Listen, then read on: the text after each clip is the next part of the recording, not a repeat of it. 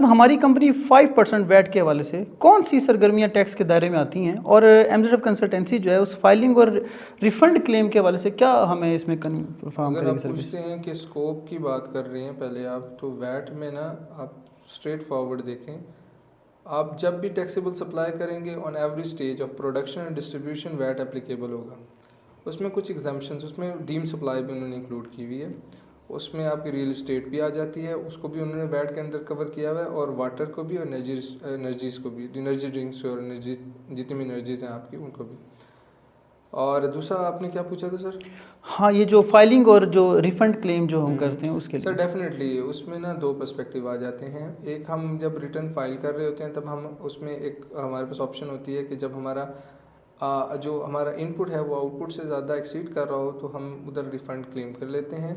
अगर वो ना कर सकें तो देयर इज़ अनदर वे, हम वो यूज़ करते हैं और रिफ़ंड भी हो जाता है। बहुत बेहतर।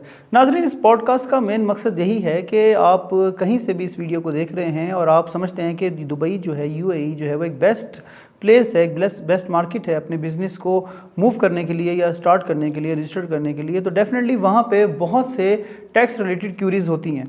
हमारे पॉडकास्ट से आप तक ये तमाम इन्फॉर्मेशन पहुँचाना और सर कामरान साहब को इंगेज करने का यही मकसद है कि आप अपनी जितनी भी क्यूरीज़ हैं, आपकी जितनी भी प्रॉब्लम्स हैं जो बिज़नेस के अंदर आती हैं, टैक्स के अंदर आती हैं, वो आप जो है यहाँ पे देखें, सीखें, समझें और उसके बाद इन्हें अप्रोच करें, और हर वो चीज़ जो आपको कन्वीनियंट कर सके उसके लिए आप फैसिलिटेट हों। अब नेक्स्ट सवाल की तरफ चलते हैं। कामरान साहब, मैं मुतलका पार्टीज़ के साथ जो मेरी ट्रांसफ़र प्राइसिंग है उसके कानून क्या कहते हैं, और उसमें जो मेन चीज़ है जो एमजेडएफ कंसल्टेंसी जो है इसमें मेरे लिए कैसे मददगार साबित हो सकती है? इसमें सबसे पहले देखना पड़ता है कि आप जब सर्टन थ्रेशोल्ड को ना, पहले आप मल्टी इंटरनेशनल एंटरप्राइजेज होने चाहिए, जब सर्टन थ्रेशोल्ड को एक्सीड करते हैं देन आपने दो फाइल्स मेंटेन करनी होती हैं। एक आपकी होती है लोकल फ़ाइल और एक होती है मास्टर फ़ाइल। मास्टर फाइल में आपकी इन्फॉर्मेशन आ जाती है जितनी भी आपकी मुतलका से मुराद ये होती है कि जिनके दरमियान आप अगर बिज़नेस करें तो समझा जाएगा कि कोई बाइसनेस है, बाइसनेस का एलिमेंट होता है। इसके लिए वो मार्केट प्राइस पे नहीं हो रही होती ताकि वो टू पिलर कॉन्सेप्ट को अवॉइड कर सकें। तो एक्चुअली फिर उस सिनेरियोज को कवर करने के लिए ये लोकल फाइल और मास्टर फाइल का कॉन्सेप्ट है वो आप प्रिपेयर करते हैं, और एफटीए आपसे रिक्वायर करता है जब आप सर्टेन थ्रेशोल्ड को एक्सीड करते हैं। Very good. अच्छा, फ्री जोन और मेन लैंड में मुझे अगर अपनी दोनों कंपनीज हैं तो उसमें टैक्स के क्या असरात पड़ेंगे, फ्री जोन में और मेन लैंड में डिफरेंशिएट अगर हम करें टैक्स के हवाले से? बेसिकली अब ये डिपेंड करता है कि इस पे वैसे असरात कोई नहीं पड़ते। अगर आपने पहला फ्री जोन से लाइसेंस लिया है फिर आप उसकी ब्रांच खोलना चाहते हो, उससे पहले सबसे पहले आपको ये जानना ज़रूरी है कि उस फ्री जोन कल आपको एनओसी देगा कि आप ब्रांच खोल सकते हैं। एग्जैक्टली। हाँ, मैदान में करेंगे डेफिनेटली वो आपको एनओसी देगा। जब आपको एनओसी देगा तो आप मेन लैंड में उसकी ब्रांच खोलेंगे।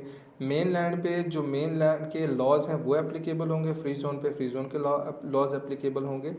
और अगर आप बीइंग दोनों एज अ टैक्स ग्रुप हो ही नहीं सकते, क्योंकि टैक्स ग्रुप बनने के लिए सबसे पहली कंडीशन ये है कि आपका स्टेटस सेम होना चाहिए, फाइनेंशियल ईयर सेम होना चाहिए। तो यहाँ पे आपका स्टेटस सेम नहीं है। यहाँ पे आप एक जो आपकी ब्रांच है वो आपकी मेन लैंड की है, और आपका जो बेसिकली आपकी जो यूँ कह रहे पेरेंट कंपनी है वो आपकी फ्री जोन की है। तो ये आपके टैक्स ग्रुप बन नहीं सकते। तो दोनों की कंसोलिडेटेड फाइनेंशियल स्टेटमेंट नहीं रेक्टिफाई होगी, उसके रेदर देन दैट आइसोलेटेड आप फाइनेंशियल स्टेटमेंट बना के उसकी बिल्कुल सही रिटर्न फाइलिंग करेंगे। अच्छा, कम से कम गैर मुल्की कंपनी या शेयर होल्डर जो होते हैं यूएई में टैक्स रेजिडेंसी के हवाले से क्या इसका मतलब है इस बात का? अगर तो वो आउट ऑफ स्कोप है तो फिर तो कुछ भी नहीं। अगर आउट ऑफ स्कोप नहीं है, कोई नेक्सस है उनका, कोई प्रॉपर्टी है, कुछ अर्निंग भी है और वो कंपनी है, तो फिर तो उनको ना आप एज अ नॉन रेजिडेंट जो स्टेट सोर्स इनकम है उस पर टैक्स देना पड़ता है। और उससे जो इनकम वो अपनी कंट्री में जाते हैं तो उसको ट्रीटी देखनी पड़ती है। अगर ट्रीटी मौजूद है तो वो क्या होता है, टैक्स क्रेडिट हो जाता है। अगर मुझे टैक्स रेजिडेंसी सर्टिफिकेट चाहिए तो एमजेडएफ मुझे कैसे इसमें हेल्प फ्राहम कर सकता है? जी बिल्कुल, वो अथॉरिटी से जब आप वहाँ के रेजिडेंट होते हैं तो आपको अथॉरिटी वो सर्टिफिकेट इशू करती है और वो हम आपको लेके देते हैं। बहुत बेहतर हो गया। अच्छा, इसमें ये बताएं कि दुबई में बहुत सी ऐसी कंपनीज़ हैं, टैक्स एजेंट्स हैं और फिर्म्स हैं जो कि काम कर रही हैं। अब होता यह है कि मेरी कोई क्यूरी है फ्री जोन से रिलेटेड और मैंने जनाब किसी XYZ को अप्रोच किया, उसने मुझे जो है बहुत कम पैसों में मेरा मसला फॉर द टाइम बिंग हल कर दिया। मगर जब मैं कस्टम क्लियरेंस के लिए जाता हूँ या मैं आगे अपने बिज़नेस को एग्जीक्यूट करता हूँ, आगे आने वाले दिनों में देखता हूँ कि मेरा वो डॉक्यूमेंटेशन ही नहीं पूरी थी, कई लूप होल्स थे उसके अंदर। तो MZF कंसल्टेंसी किस तरह अपने आप को डिफ्रेंशिएट करती है कि वो क्लाइंट के लिए उतनी कन्वीनियंट हो, रिलायबल हो, ट्रस्ट वर्थी हो, और वो आने वाले दिनों में इतना हम पे ट्रस्ट करे कि हाँ जी हमने कोई उसकी साथ कोई मिसहैप नहीं किया। बेसिकली ज़फ़र भाई, हम जो है, मेरी कोशिश ये रहती है, और मैं अपने जितने भी लोग मेरे साथ काम कर रहे होते हैं मैं उनको ये कहता हूँ कि क्लाइंट को सेम पेज पे लेके चलो, सेम पेस पे लेके चलो, सेम सिनेरियोज के साथ चलो। क्यों? उसकी वजह है कि उसको पता होना चाहिए कि what you are doing. Actually जो लोग चोर होते हैं, जो लोग बेसिकली जिनको पता होता है कि हमारी ये पोल खुल जानी है कि हम इतने कॉम्पिटेंट नहीं है, क्लाइंट से चीज़ें छुपाते हैं एक्चुअली। तो मैं और बीइंग कंपनी जो मैं ऑपरेशंस में हूँ, तो मैं ख़ुद भी आदत यही है कि मैं क्लाइंट को बिल्कुल हर चीज़ के साथ ना, उसको हमारा मतलब हर चीज़ का स्क्रीनशॉट जाना कि आपकी ये एप्लीकेशन होगी, हमने ये डॉक्यूमेंट लगा रहे हैं, और उससे मशवरा लेना। जैसे वैट की रजिस्ट्रेशन की बात करें तो कुछ लोग पूछते ही नहीं है कि आपने ना, कहते हैं चलें बाद में देखेंगे, लेकिन आप क्यों नहीं क्लाइंट को इंटैक्ट करके उससे सारी इन्फॉर्मेशन लेते कि हमारे पास ऐसा कोई पोर्टल, कोई प्लेटफॉर्म है जहाँ से हम अप्रोच कर सकें, हमारी कोई वेबसाइट या सोशल मीडिया जिसके हम, अगर आप कंसल्टेंसी के लिए अप्रोच करना हो, कोई इन्फॉर्मेशन लेनी हो? डेफिनेटली हमारी पूरी सोशल मीडिया एग्जिस्टेंस है। आप वेबसाइट से अप्रोच करें, फेसबुक से, इंस्टाग्राम से, लिंक्डइन से, जहाँ भी जाएंगे अल्हम्दुलिल्लाह हमारी एग्जिस्टेंस है। हमारी पूरी एक टीम है जो वर्क कर रही है सोशल मीडिया पे। तो अल्हम्दुलिल्लाह हम अपना मैसेज लोगों तक जितना हो सकता है हम पहुंचाने की कोशिश कर रहे हैं कि इंशाल्लाह वो एक बार आएंगे हमारे पास तो उनको पता चलेगा कि यहाँ पे क्या किस किस्म की सर्विसेज प्रोवाइड, चाहे कॉर्पोरेट टैक्स है या किसी भी किस्म का वो टैक्स है, या रजिस्ट्रेशंस हैं या डॉक्यूमेंटेशंस हैं, इवन दो क्या ऑडिट है, तो हमें जो है वो कन्वीनियंट वहाँ पे प्लेटफॉर्म पे वो सर्विस वहाँ पे मिलेंगी ऑडिट के हवाले से या किसी भी हवाले से। इंशाल्लाह आपका कांटेक्ट भी जब होगा तो आपको मेरे मानना है कि इंसान जितना मर्जी बिज़ी हो, लेकिन अगर वो चाहे अपने काम के साथ उसका अगर कंसर्न है तो वो हर इंसान को अपने साथ वो इंटैक्ट कर सकता है। तो इंशाल्लाह देर सवेर हो सकती है, लेकिन रिप्लाई और गाइडेंस आपको अच्छे से और हम्बली मिलेगी। अच्छा कमर साहब, अगर कोई मल्टी नेशनल कंपनी है जिसे हम कहते हैं global minimum tax 2 pillar company कहते हैं, इसके क्या असरात होते हैं दुबई के ऊपर? बेसिकली 2 पिलर कंपनी नहीं कॉन्सेप्ट होता है। 2 पिलर कॉन्सेप्ट ये होता है कि उसमें प्रॉफिट शिफ्टिंग होती है from one country to another country.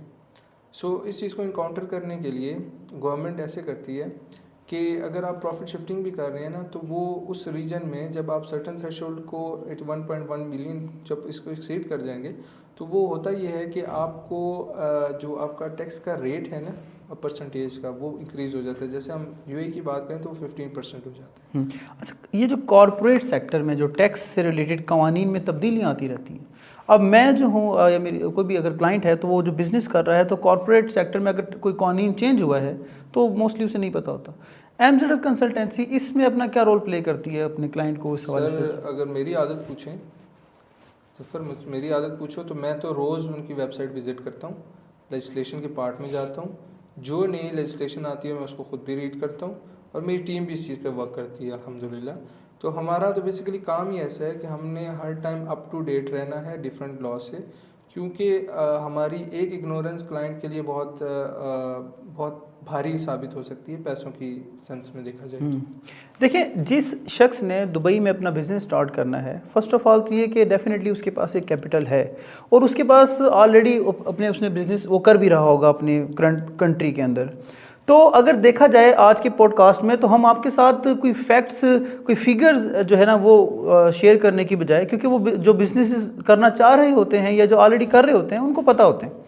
Main इस पॉडकास्ट का मकसद ये है कि दुबई के अंदर जो चैलेंजेस हैं जो कि बिजनेसेस को आ रहे हैं टैक्स रिलेटेड, बिजनेस से रिलेटेड, उसके लिए उन्हें राइट प्लेटफॉर्म मिलना चाहिए। और राइट प्लेटफॉर्म की पहचान के लिए, और वो राइट प्लेटफॉर्म आपके लिए कितना कन्वीनियंट हो, इसके लिए ये पॉडकास्ट और कामरान साहब को हमने जो आज बुलाया इसके लिए बुलाया। मैं इस प्लेटफॉर्म के तवस्सुल से मैं सबसे पहले तो आपका बहुत बहुत शुक्रिया अदा करूंगा। आपने हमें टाइम दिया और मैं उम्मीद करता हूं कि ये बहुत फ्रूटफुल, प्रोडक्टिव, इन्फॉर्मेटिव डिस्कशन रही होगी आप सबके लिए। आपके किसी भी किस्म के सवालात हैं आप कमेंट कर सकते हैं, नीचे लिंक्स मौजूद हैं, एड्रेस मौजूद है, आप रब्ता कर सकते हैं, फ्री कंसल्टेंसी के लिए अप्रोच कर सकते हैं। कामर साहब, थैंक यू सो मच, आपने टाइम दिया और मैं उम्मीद करता हूं कि ये जो पॉडकास्ट है हमारे सबके लिए बड़ी फ़ायदेमंद साबित होगी। Thank you so much.